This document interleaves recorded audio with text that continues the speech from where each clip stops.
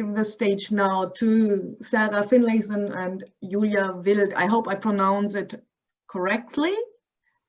They gonna speak about knowledge is a scarce resource, a comparative exploration of communities of practice and the transmission of knowledge amongst small-scale, whoa, it's a long title, a small-scale stone and gem workers in the Bronze Age, Aegean and Idar-Oberstein.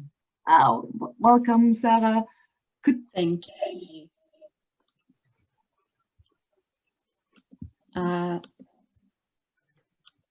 Sorry, I'm just trying to share my screen. Take your time. Doesn't seem to. From the 16th century ACE onwards, small-scale stone cutting and engraving has been the dominant industry in the Idar-Oberstein area.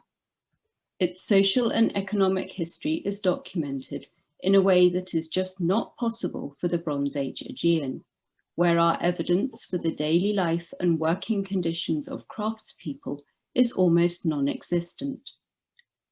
A comparison between the two areas is far from straightforward.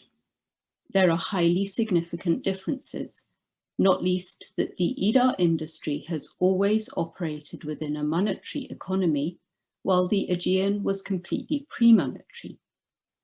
But by comparing two such different worlds, we can identify meaningful similarities and differences in practices, and use the much richer Idar-Oberstein evidence to suggest possible parallels for aspects of Aegean craft community practices which are now lost. Our framework is the principle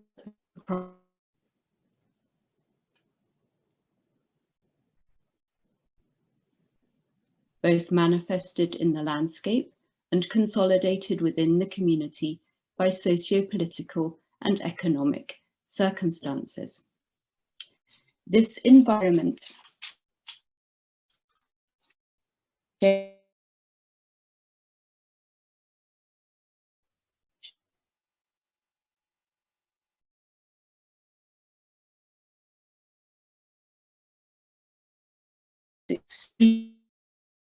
and we're diverging somewhat from our abstract.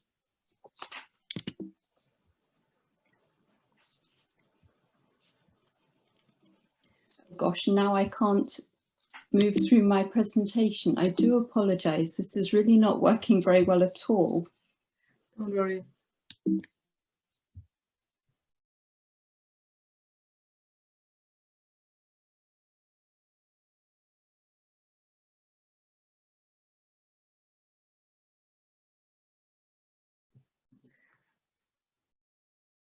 Maybe is it possible that Julia will gonna share the presentation? Do you have the Julia? Yeah, I try. I already look for it. Let's maybe you have a better connection. Yes, maybe. Also, in the Oberstein is very problematic here, the connection. But I try. Wait. So directly from Idar-Oberstein, this is perfect. Yeah, from the valley. So now, wait, I try to share. Oh, it's not. Sorry. So if Sarah is speaking, it's maybe and you giving the presentation. Do you see? Yes. Yes. Wonderful. Yeah. Okay. So Sarah.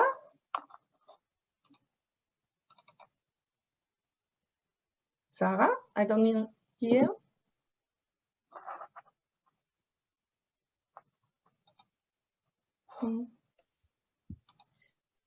What? Can you hear me now? Yeah. Yes. Now. Yes. Yes. Okay. I'm so sorry. Zoom keeps crashing and ejecting me. I do apologize. That's Julia, are you okay to drive the presentation?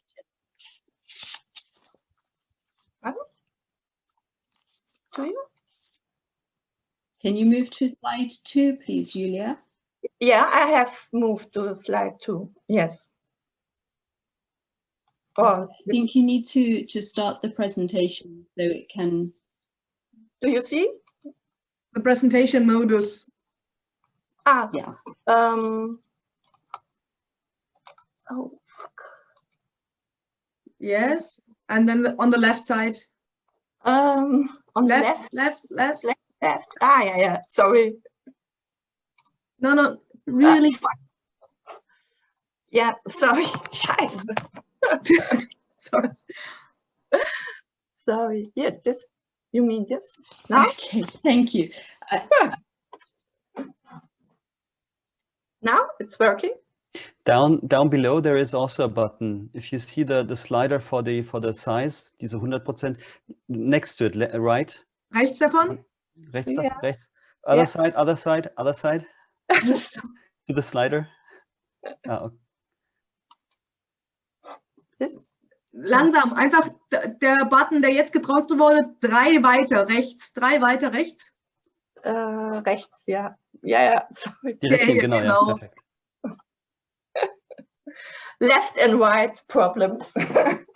Sorry. Okay, don't worry. Okay, can you go back a slide, please, Julia? To slide 2. This one. Yes. Thank you. So this paper is part of an ongoing dialogue between the corpus of Minoan and Mycenaean seals in Heidelberg, the Fachrichten Edelstein und Schmuck Hochschulschule, and the craftspeople of Idar-Oberstein that has been running on and off since the 1970s. And our research in the CMS into Aegean Bronze Age seals and sealing practices continues to be enriched with the knowledge, insight, and experiences of people who actually make a living out of stone. 3 main geographical and geological conditions of the Rhineland-Palatinate region Upper Nahe, with the present city of Idar-Oberstein in the centre, favoured the development of a craft industry specialising in processing gemstones. From the 14th century, written sources document the mining of agate and the processing of the stones to generate added value. Firstly, the area is rich in exceptional varieties of chalcedony. Deposits of agate, jasper and quartz were mined until the middle of the 19th century, mainly above ground in small pits that are hardly visible today. Only in one mine of the nearby Steinkaulenberg can underground mining be proven. Secondly, the side streams of the river Nahe provided water power.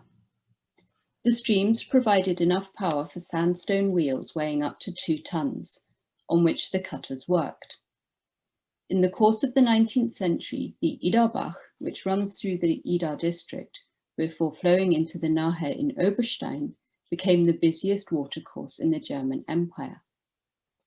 Thirdly, the poorly connected location of the village on the Hunsrück, which made it difficult for inhabitants to join other trade networks, as well as the poor soils of the area, made gemstone processing one of the few employment opportunities available. This kept wages low and made labour a cheap and plentiful commodity. Looking at the Aegean evidence for these basic conditions, we see some different patterns. The Aegean, like Idar, is rich in geological resources, with deposits of hard and soft stones, metal ores and obsidian.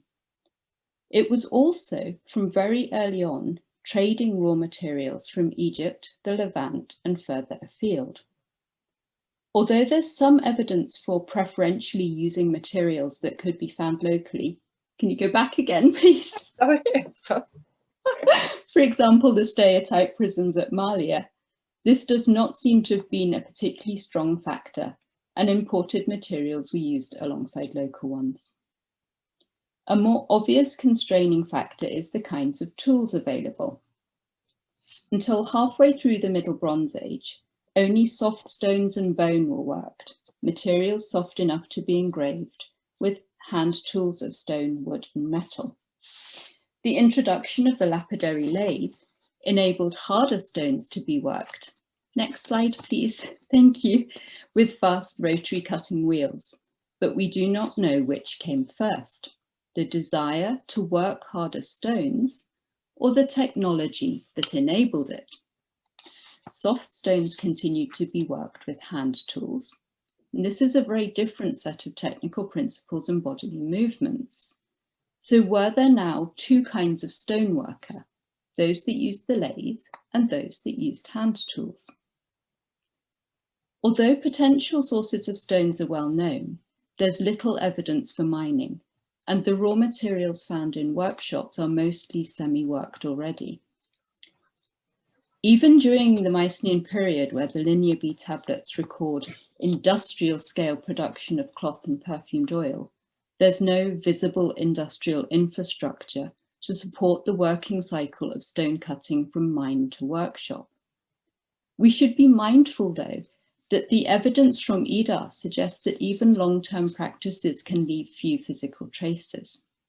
Could you go back a slide, please, to number 10? Thank you. As this slide shows, discarded semi-worked stones can also be very productively collected and reused. Compared with Idar, we can say little more about energy requirements in the Aegean, but in a pre-monetary economy, one must factor in that labour was probably constrained by seasonal patterns of farming and fishing, or the need for subsistence support.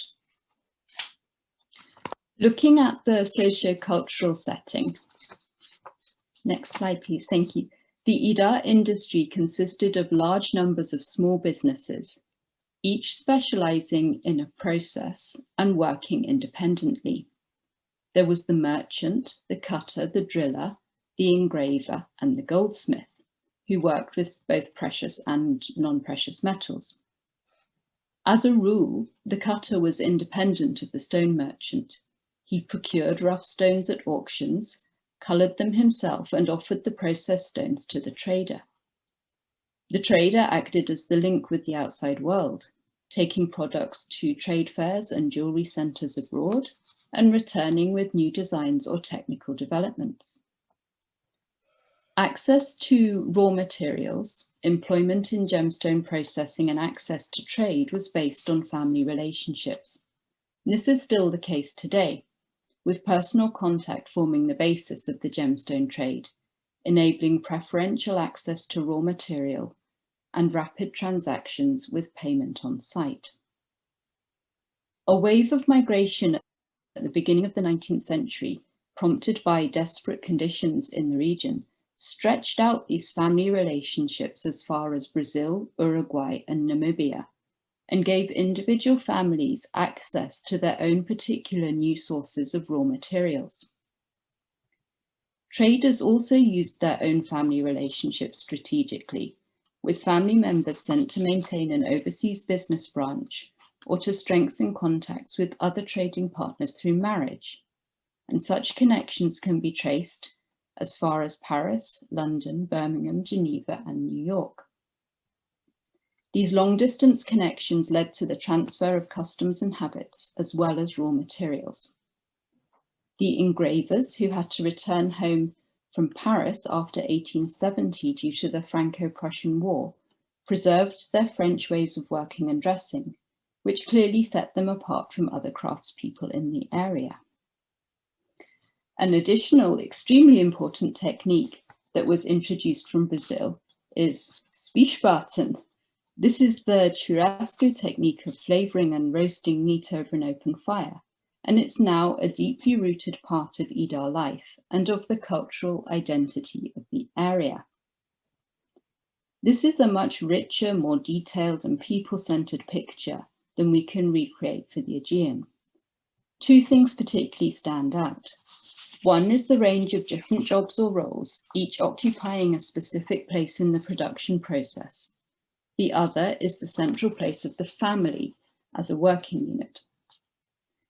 As it stands in the Aegean, we identify craftspeople and workshops either through the traditional art historical approach of identifying style, or by excavating the remains of a working space.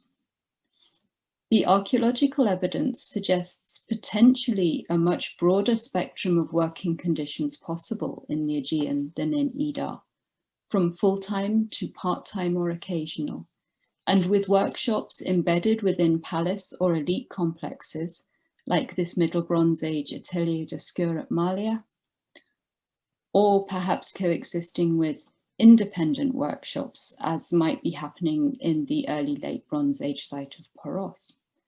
There may even have been itinerant craftspeople. So the style and workmanship of many of the seals found on the mainland at the beginning of the Late Bronze Age, next slide please, is so Cretan as to suggest Cretan craftspeople perhaps travelled to the mainland to work there. This is a very stark picture though, and in the absence of documentary evidence, there's so much we just do not know about status and working conditions. The evidence from Idar does point to some really productive questions that we can start to think about though. Instead of focusing on only the seal engraver or the jeweler, what other roles might be needed in a workshop? What would bring these people together? Are they a family, employees of someone else, slaves even? The relationships within a workshop, whether familial responsibility, ties of obligation or dependency, and the way that workshop fits into the wider industry, govern who works, where they work, and how they work. How people work and how they learn to do their job is our final question. Knowledge transfer within the Idar-Oberstein community was characterized by two interrelated features. The first was a strong tendency towards exclusivity, with family relationships used to tightly control access to knowledge. The second was the paramount importance of learning through doing, making understanding the properties of stone and how to handle tools a bodily experience. As I've said, information about mining, working techniques, and even trading relationships was passed on within families, and this was further enshrined in regulations. For example, there are guild regulations of the 1700s, which prohibited the sharing of technical knowledge about cutting techniques abroad. There were also laws preventing stone cutters from working outside of the area. The technology for grinding and cutting has remained consistently simple. The important element is the experiential knowledge of how stone will behave, and this was learnt through observation and imitation, as sons were apprenticed to fathers. Likewise, polishing, which made the colour and structure of the stone distinct and gave finished products their lustre, or processes of heating and dyeing stones to change their colour, could only be learnt by practice, because the cutter had to hear and feel how the stone responded to the treatment. Restricting knowledge in this way protects the accumulated knowledge of a workshop. It makes that knowledge into almost a physical resource, in that it is contained within a person who can then be managed as you manage all your other resources. But it also makes that knowledge extremely vulnerable to loss if the chain of transfer is broken. And this is something that we may well see happening in the Aegean. So by the final phase of the Late Bronze Age, the production of new hard stone and metal seals had completely stopped. And the seals used in administration or deposited in graves were all heirlooms. Why this happened is hard to untangle, but it must have resulted in a large part from the restriction of administrative activity to within the Mycenaean palaces, their control over the production and use of various kinds of objects, and processes of collation of specific types of heirloom seals. The big unanswered question is what happened to all of the craftspeople who had previously made these extremely high quality objects. Soft stones did continue to be worked, and fluorite, pressed glass and mainland popular group seals were produced. But this is a kind of serial production of relatively low quality standardized objects using a very different set of technical skills. By somehow preventing the hardstone engravers from practicing their craft, all of their technical knowledge just disappeared. This is the bare bones of our dialogue between these two areas, highlighting just a few points of contact or difference. There's a lot here that we need to unpick further, questions to ask, and material to evaluate more critically. But the possibilities for enriching our understanding of Aegean small-scale stoneworking practices by reflecting on how this craft was carried out in Idar-Oberstein suggests that it's worth continuing the conversation.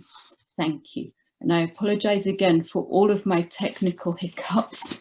And thank you, Julia, for driving the presentation. Thank you. Thank you, Sarah. Thank you, Julia. I think we all are very used to the situation currently in the COVID situation, that we can't, that the connection is bad or anything, so don't worry about that. Questions? I think Aideen has already raised, or asked. Please, Aideen, would you? Thank you, Sarah. In any ways, I think the beginning was the important things came later on, so we all got what you wanted to say.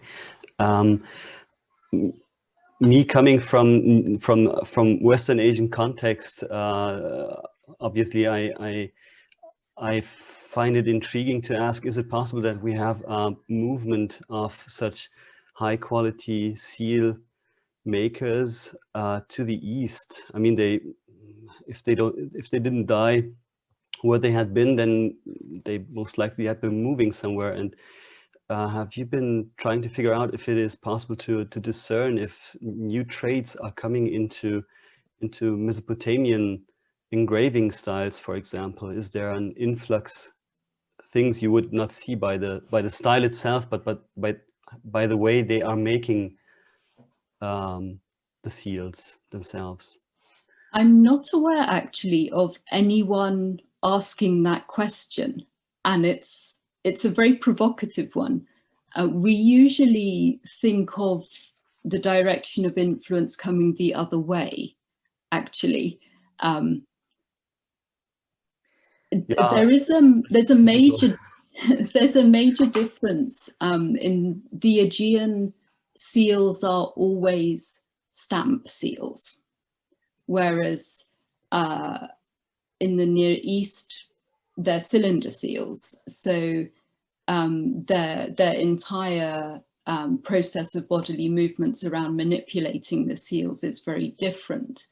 But what I don't know is how that would impact on the craftsperson and how they would visualize the engraving of a motif that had to be rolled as opposed to one that had to be stamped in a single downward movement. I'm going to think about that some more. Thank you. That's really thought-provoking. There is also a set of cylinder seals in the Aegean, but yes, for these, I know it's only a few, but yeah, just no, following, they get imported. Yes,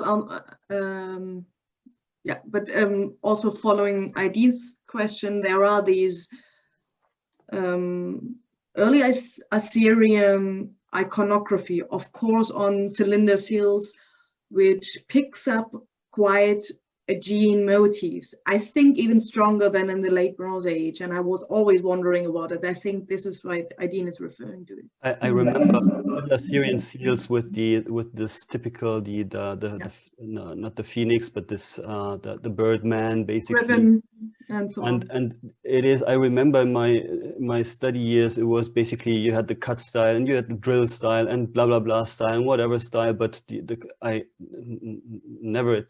think never anybody asked if it is coming maybe from the west to the east, because it's clear, no, knowledge ex oriente lux, so that, yeah.